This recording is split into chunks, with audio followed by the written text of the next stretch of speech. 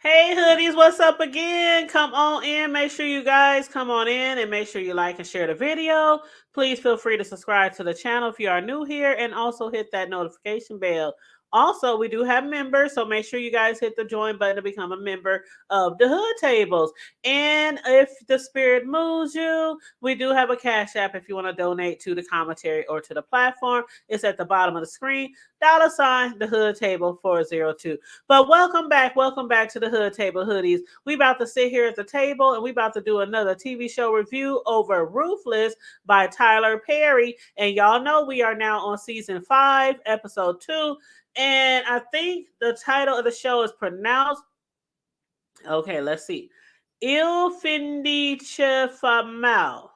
Il Findici Famal. I think that's how you say it, aka the end of those who do bad. If you look up that title and translate it, it says the end of those who do bad. So I'm a backtrack on that towards the end of the video and let y'all know what I think about that title. But we do know, even though we are a little behind on our reviews because I just was not aware that the season has started. And y'all know I've been doing reviews on this show since the beginning of time. So yeah, I'm a little behind and I'm just doing one episode at a time just to catch up, because we got another week before season 5 start. Episode 5 start. So I'm trying to get 1 through 4 out the way before then. But anywho, last week I had asked y'all, did Tyler Perry forget what the children were being prepared for early on in the first few seasons? Now, remember that the children were supposed to be used as mules to transport drugs for the cult. Not only that, but they were also supposed to be used in other ungodly ways as well. And now, for what we see with season 5 premiere, it looked like the children are now being prepared or might have already been trained to fight for the Raku, for the Rakadushis, for the highest. They are now the children. Okay? They are not the children of who they were birthed to. That has long been gone. They are no longer belonging to anybody on that compound. They are not the children. They are now the children, I should say, of the new paradise. They are the children of the Raku. So, with season 5, episode 2. The title, which I don't even know if I was pronounced right, but when it's translated, is called The End of Those Who Do Bad. So at the beginning of this episode, we were back under the pavilion with the highest, chastising some and praising others for their heroism and loyalty to him. One person in particular, who was the mother of one of the children, started to protest against what was going on. Something, of course, under no circumstances does the highest allow anyone to do. He then ordered Ruth to remove her from the others until she calms down, or rather, comes to her senses. Okay? Then Ruth had to slap her ass around to calm her down anyway. So for now, she's calm because after escorting her away, Ruth promised that she would get the kids away from Headmaster Obadiah. But for now, she has to just go along to get along. Ruth said, act like you don't know nothing, hear no evil, see no evil. Okay? In fact, there were several others as well, including Peter and River, who could have easily been punished for abandoning the cult. River, of course, we know, was out there trying to escape with Joan, Lacey, and Zane, to which he eventually had to head back to the compound after literally tasting his first chance at freedom. As a result, I really think River had given up, though.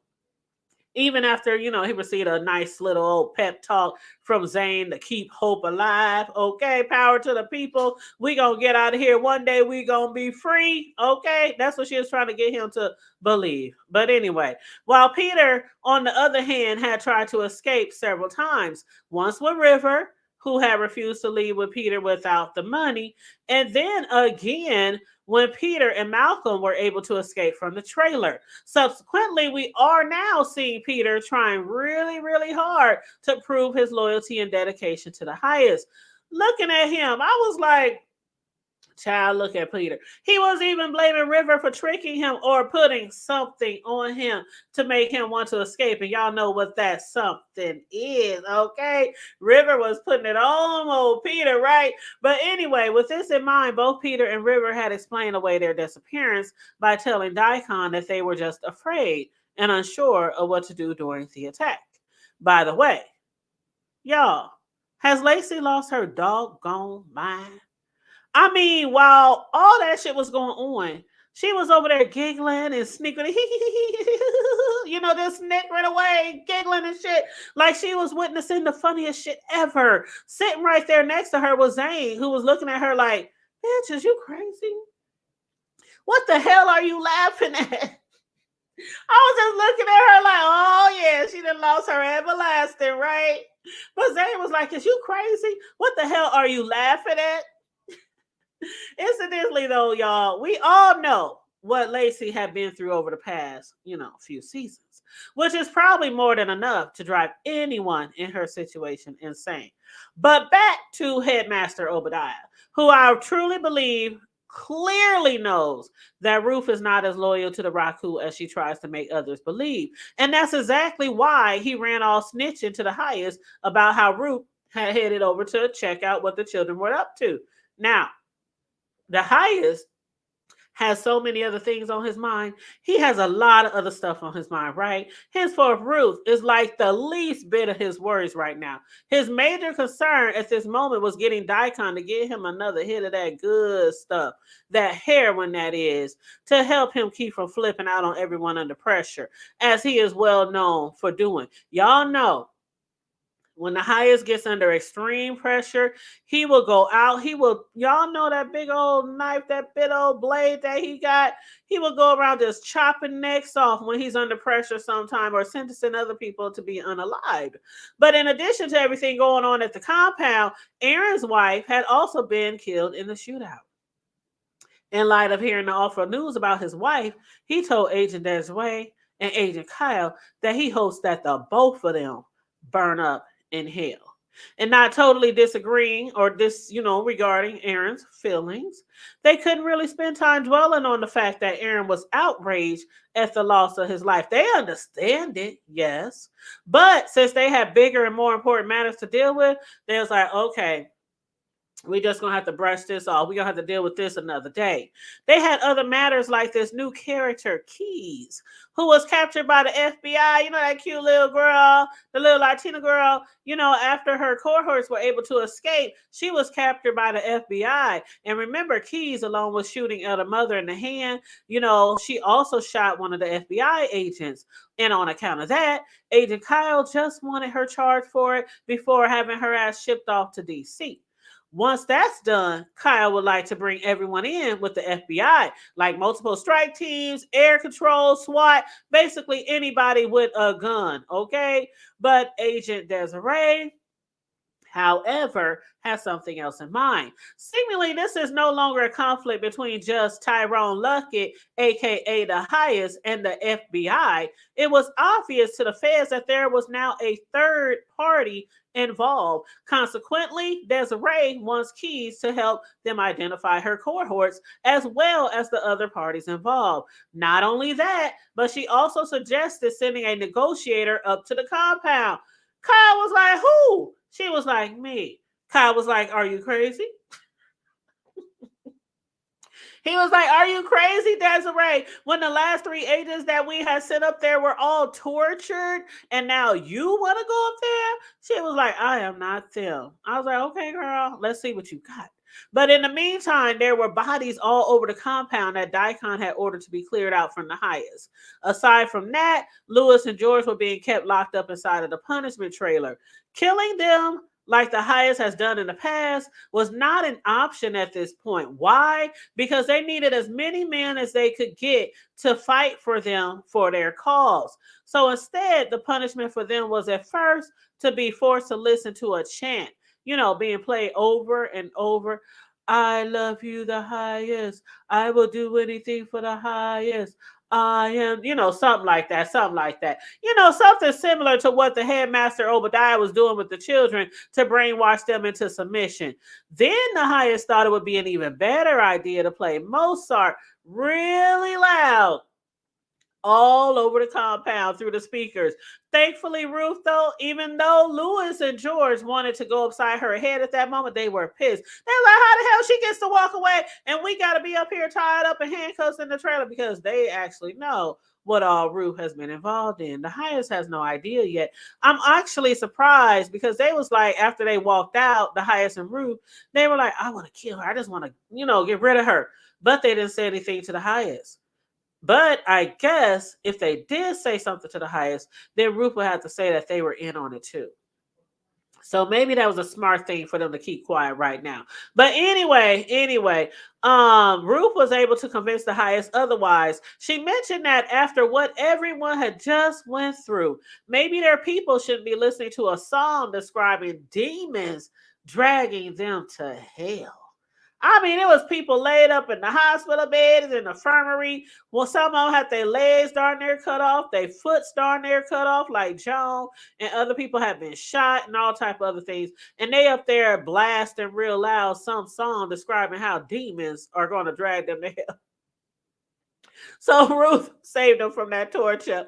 But anyway, after again being able to sway the higher, she took him to see all of the bodies lying around the compound. While showing him the people who had sacrificed their life for him, they were approached by another woman begging the highest to heal her sister who was shot during the attack.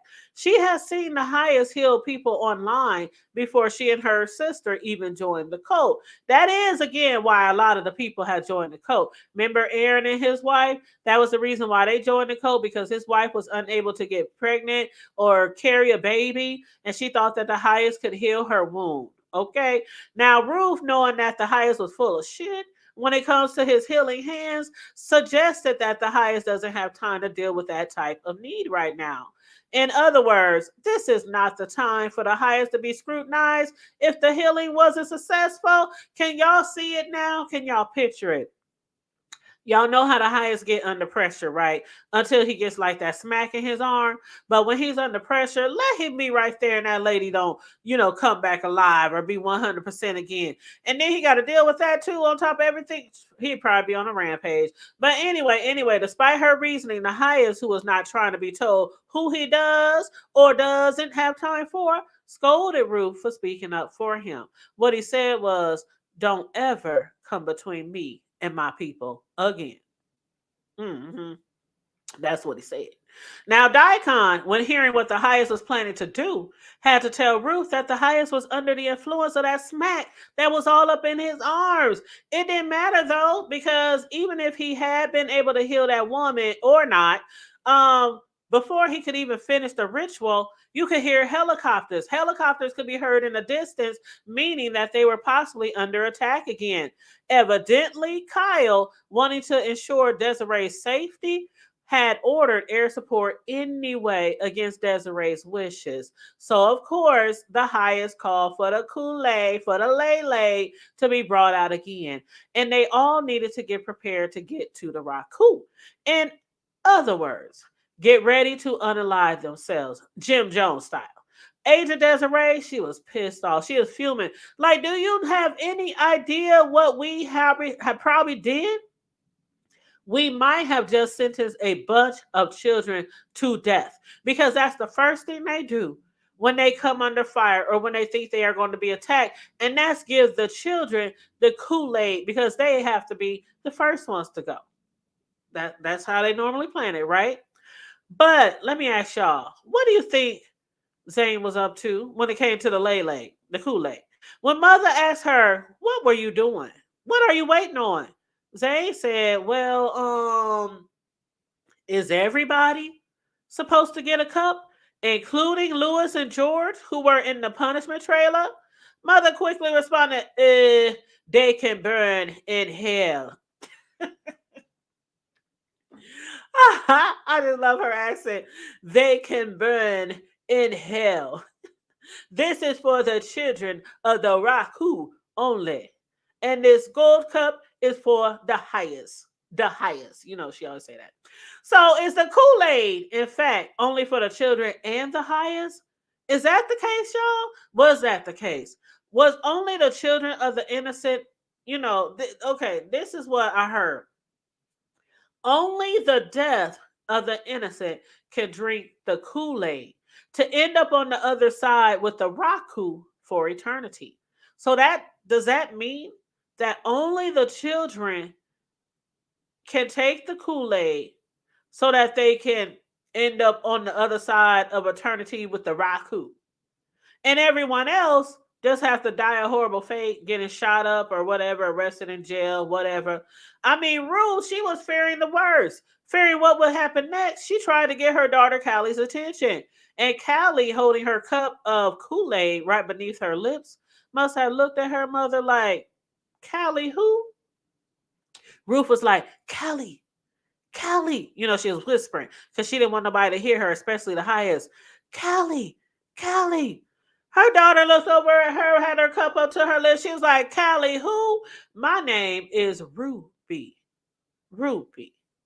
Child, I cannot wait to get into episode 3 and do a review on that because I know Tyler Perry ain't about to allow those poor, innocent, brainwashed children to have their fate be determined by some red Kool-Aid. Yes, I said the red Kool-Aid, the Lay. Okay? So I'm going to get my butt back to this television, back to BET Plus, so I can watch episode 3 again. You guys, I'm going to catch up to episode 5 before it starts next week. Again, I'm doing these episodes really fast by myself on my own without y'all, in the chat, so I could just hurry up and get them out the way. And then afterwards, when I start on episode 5, I'll do that live so you guys can join me in the chat and we can all discuss it. And then every live after that, or every episode after that, every week, we will all discuss it together. But in the meantime, in between time, you guys, I hope you all enjoyed my review. Again, this is season 5, episode 2 of Tyler Perry's Ruthless.